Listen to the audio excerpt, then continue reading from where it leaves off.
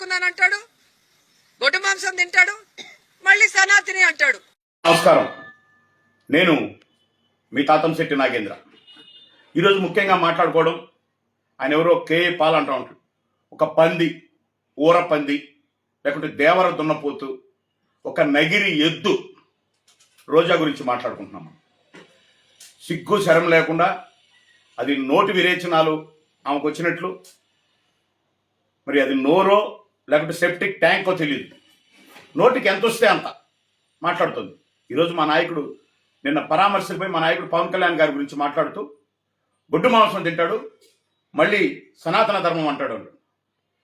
సిగ్గు లేని మాటలు మాట్లాడుతున్నావు రోజా, క్షమాపణ చెప్పాలి నువ్వు. లేకుంటే ఖచ్చితంగా ప్రతి జన సైనికుడు, ప్రతి వీర మహిళ, మొత్తం రాష్ట్రం మొత్తం ఎడమ కాలి చొప్పు తీసుకొని నగిరి పాదయాత్రకు వస్తాం.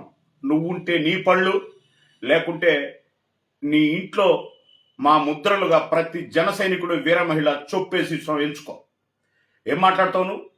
ఎక్కడికి వెళితే అక్కడ డ్రెస్. ఎస్, నీకేమన్నా రోజు వేమన డ్రెస్సులు ఇష్టమేమో, అందరూ నీ బ్రతుకు అదే కదా, వేమన డ్రెస్సులు వేసుకొని. మాల వేసినప్పుడు అయ్యప్ప స్వామి మాల వేస్తే నల్ల డ్రెస్సులో ఉంటారు, రకరకాల ఆంజనేయ స్వామి మాల వేస్తే ఏ డ్రెస్సులో ఉంటారు, కాషాయంలో ఉంటారు. దట్టు మా నాయకుడు, మేము నమ్మిన నాయకుడు, మా దేవుడు జాతీయ నాయకుడు, జాతి నాయకుడు, జననాయకుడు. మీ నాయకుడిలాగా కల్తీ వ్యవహారాలు, హిందుత్వాన్ని లడ్డును కల్తీ చేసి దాన్ని కప్పుపుచ్చుకోలేక నీలాంటి దున్నపోతులు కూర్చొని వీడియో నిజాలు మాట్లాడుకొని మళ్ళీ అది ఏ వీడియో అంటూ బొంకుతున్నావు. ఇప్పటికైనా మా నాయకుడికి మీరు క్షమాపణ చెప్పాలి. రోజా, పర్టికులర్గా మీకు చెప్తున్నావు, నువ్వు నీ ఇష్టం వచ్చినట్టు ఈ వయసులో నువ్వు వేసే డ్రెస్సులు చూడడం లేదా మేము? అడ్డమైన కక్కుర్తి డ్యాన్సులు చూడడం లేదా మేము? మళ్ళీ నువ్వు మా నాయకుడు డ్రెస్సులు. ఎస్, భారతదేశాన్ని తల్లిలాగా చూపించే ఏకైక దేశ భక్తుడు మా నాయకుడు. ఏ ప్రాంతానికి వెళితే ఆ సంస్కృతిని, సాంప్రదాయాన్ని ప్రతిబింబించే విధంగా ఆయన వస్త్రధారణ ఉంటుంది. దాంట్లో నీకేంటి నొప్పి? నువ్వు వేసే డ్రెస్సులు వేసుకోవాలన్నా, లేదంటే నీకు ఇష్టమైన వేమన డ్రెస్ వేసుకోవాలని అందరూ. ఖచ్చితంగా జనసేన పార్టీ నుంచి ప్రతి ఒక్క జన సైనికుడి మనోభావం దెబ్బతీశావు మా నాయకుడు. అంటే నువ్వేమన్నా గొడ్డు మాంసం తినే విధంగా ఒక గొడ్డులాగా, చెప్పాను కదా నగిరి ఎద్దు అని, ఒక గొడ్డులాగా పెరిగావేమో, లేదా నీ గొడ్డు మాంసమే నీ నాయకుడికి. ఇదో ఇప్పుడు మాట్లాడుతున్నారు కదా, అంబటి, అంబోతు, అలాగే ఈ కొడాలి, పేర్ని, జోగి, వీళ్ళందరికీ నీ ఆధ్వర్యంలో గొడ్డు మాంసం పెట్టావేమో నీ నాయకుడితో సహా. అందుకే అంత కొవ్వు మాటలు వస్తున్నాయి. కొవ్వు దించుతారు జన సైనికులు, జనసేన నాయకులు. మళ్ళీ ఒకసారి చెబుతున్నాం, మా నాయకుడి మీద మాట్లాడిన మాటలు పర్టికులర్గా నీకే రోజా, మీకే చెప్తున్నాం. నువ్వు వెనక్కి తీసుకుని క్షమాపణ చెప్పకపోతే మేము పర్టికులర్గా ఒక డేటు ప్రకటించి రాష్ట్రంలో ఉన్న ప్రతి జన సైనికుడు, వీర మహిళ తన ఎడమ చొప్పు పట్టుకుని నగిరి పాదయాత్ర చేస్తాం. ఇప్పుడు బాల్ నీ కోర్టులోనే ఉంది, తేల్చుకో. మా రోజా ఒక్కరితో సరిపోద్దండి. జగన్మోహన్ రెడ్డిని శాంతో నాకించేస్తానికి రోజా సరిపోద్ది. ఒక ట్వీట్ వేసింది ఈ కల్తీని గురించి, సిబిఐసిటీ చెప్పిందని చెప్పేసి అని, పేజ్ నెంబర్ 62 ఇదిగో చూసుకోండి అని చెప్పేసి అని ఒక ఫోటో అప్లోడ్ చేసి పైన చాలా క్లియర్గా ఒక పెద్ద మ్యాటర్ రాసుకొచ్చేసింది. సిట్ అంట అసలు కల్తీయే జరగలేదని చెప్పేసి అని తేల్చి చెప్పేసిందంట.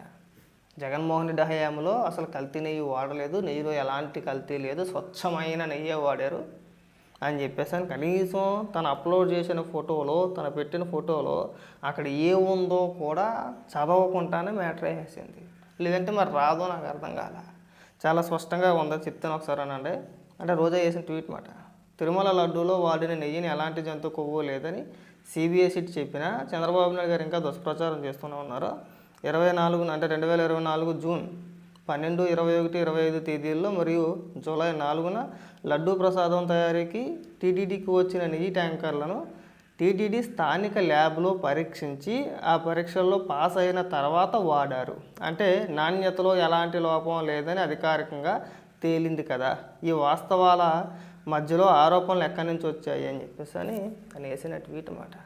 అసలు నువ్వు పెట్టిన ఫోటోలో ఎక్కడైనా సరే ల్యాబ్ రిపోర్ట్లో పాస్ అయినట్టు కానీ, లేదంటే ఎలాంటి కల్తీ లేదన్నట్టుగానే ఉందా అసలు ఈ ఫోటోలో? వాళ్ళు ఏం చెప్పుకోతున్నారు? చాలా స్పష్టంగా ఎన్డీడీబీ రిపోర్ట్లో ఆ నెయ్యిలో కల్తీ ఉంది, ఆ నెయ్యి ఆ క్వాలిటీ బాగాలేదు, అందుకని చెప్పేసి అని రిటర్న్ పంపించామని చెప్పేసి అని వాళ్ళు మెన్షన్ చేసి ఉంటే అందులో పైగా ఆ రిటర్న్ పంపించిన ట్యాంకర్లకు ఇన్వాయిస్లు బిల్లులు కూడా మళ్ళీ సబ్మిట్ చేసే ప్రయత్నం చేశారంట. అంటే నెయ్యి వెనక్కి వెళ్ళిపోయింది.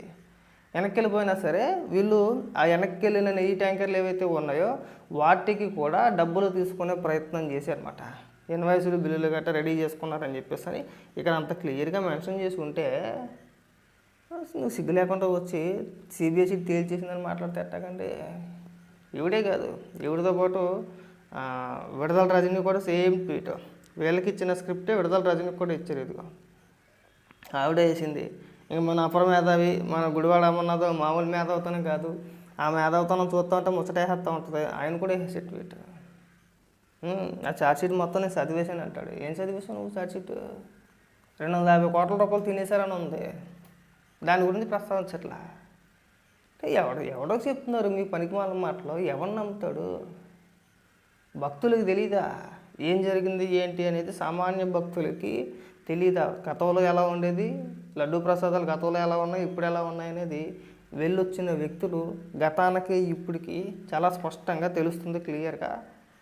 అప్పుడు నాణ్యత వేరేలా ఉండేది, ఇప్పుడు నాణ్యత బాగుందని చెప్పేసి చాలా స్పష్టంగా చెప్తూ ఉంటే, అలాగే సిబిఐ తన ఛార్జ్షీట్లో కూడా అసలు నెయ్యే వాడలేదు, అదొక నెయ్యి కాని నెయ్యి కాదు అది, అదొక నెయ్యి కాని నెయ్యి అని చాలా స్పష్టంగా చెప్తూ ఉంటే, అందులో 36 మంది నిందితులుగా చేర్చి ప్రధాన ముద్దాయిలుగా కొంతమంది పేర్లు చెప్తూ వీళ్ళకి డబ్బులు వెళ్ళి అని చెప్పేసి ఆరోపిస్తూ తన ఛార్జ్షీట్లో పేర్కొంటే, లేదండి అసలు కల్తీయే జరగలేదు, క్లీన్ చిట్ ఇచ్చేసింది మాకు, నేషనల్ మీడియా మీ ముఖానికి ఆంటరిని చుమ్మేస్తున్నారా? ఒకసారి చూడండి, మీరు ఇక్కడ చెప్పే అబద్ధాలు కాదు, నేషనల్ మీడియా చూడండి. ప్రతి ఒక్క ఛానల్లో వైసీపీని ఏకి పడేస్తున్నారు ఈ కల్తీ నెయ్యి వ్యవహారం గురించి. సిబిఎస్ఈ ఇచ్చిన ఆ ఛార్జ్షీట్ రిపోర్ట్ ఏదైతే ఉందో దాని ఆధారంగా, అలాగే కొంతమంది జర్నలిస్టులు అయితే వాళ్ళ సొంత అనుభవాన్ని కూడా అక్కడ ప్రశ్నిస్తూ ఏం పద్ధతి అయ్యా, ఏం చేశారు గతంలో అని చెప్పేసి అని నేషనల్ మీడియా మొత్తం మీ ముఖానికి ఆంటరిని చుమ్మేస్తుంటే ఇంకా సిగ్గు లేకుండా ఇక్కడికి వచ్చి అబ్బాయి మాకేం తెలదండి అంటే నమ్మకం ఏంటంటే రాష్ట్ర ప్రజలకి ఏమీ తెలియదులే, పెద్దగా చదువుకున్న వ్యక్తులు కాదు, నిశానీ బ్యాచ్ ఎక్కువ అంట. ఇవి వీళ్ళ ఉద్దేశం అన్నమాట. వీళ్ళ కార్యకర్తల్లో ఎక్కువ నిశానీ బ్యాచ్ ఎక్కువ ఉంటారు, ఏలుముద్రగాళ్ళు. ఇంకా అందరూ ఏలుముద్రగాళ్ళే అనుకుంటున్నారు వీళ్ళు. లేదంటే కనీసం వాళ్ళ కార్యకర్తలు నమ్మినా సరిపోద్దులే, మన ఏలుముద్రగాళ్ళు నమ్మినా సరిపోద్ది, ఎంతో కొంత ఓటు వస్తుంది, ఓట్ బ్యాంక్ ఉంది మనకి, కనీసం వాళ్ళన్న ఓట్లు వేస్తారని పిచ్చి బ్రహ్మ నాకు అర్థం కావట్లా. ఏం అడ్డగోలు సమర్థన అండి ఇది? ఒకడు మాట్లాడతాడు అందులో నెయ్యి ఉందని నువ్వు చూసేవే, ఇప్పుడు నువ్వు చూసేవా లేదని. అంత స్పష్టంగా భక్తులే చెప్తున్నారు కదా.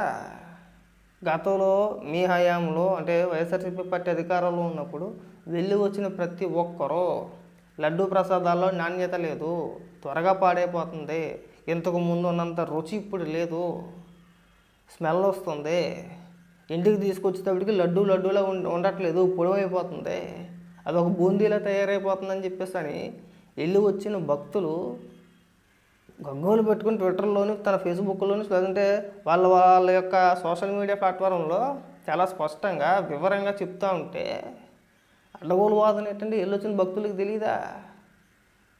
ఇప్పుడు ఏమైనా సిబిఎస్ఈ అని మీకు ఏమైనా క్లీన్ చిట్ ఇచ్చిందా?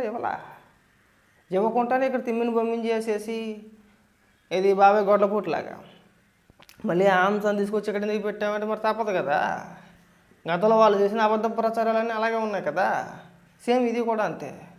అక్కడ సిబిఎస్ఈ చెప్పింది ఒకటి, ఇక్కడ వీళ్ళు ప్రచారం చేసేది ఒకటి. అసలు నెయ్యే వాడలేదు, ఒక చుక్క పాలు కొనలేదు, ఇది అసలు నెయ్యి కాదు, నెయ్యి లాంటి ఒక మిశ్రమం, నెయ్యి కానీ నెయ్యి ఇలా పలానా కెమికల్స్ అన్నీ కలిపి ఒక రసాయనాలతో అంటే ఒక మిశ్రమం లాంటివి తయారు చేసి దాన్ని నెయ్యిగా చూపించి వాడేశారని చెప్పేసి అంత స్పష్టంగా చెప్తా ఉంటే ఇక్కడికి వచ్చి మాకు సిబిఐ క్లీన్ చిట్ ఇచ్చేసిందండి. ఏం దిక్కుమాలుతానండి ఇది? ఇకనైనా కానీ ఇలాంటి పనికి మాలిన స్క్రిప్ట్లు ప్లే చేయమాకండి. అందరూ మూకుమ్మడిగా వేసారు, అందరూ ఒకేసారి పైగా మళ్ళీ ఒక గంట వ్యవధిలో అందరూ మూకుమ్మడిగా వేసేసారు అన్నమాట. సిగ్గనిపించట్లా కాస్తానే కానీ ఇలాంటి విష ప్రచారాలు చేయమాకండి.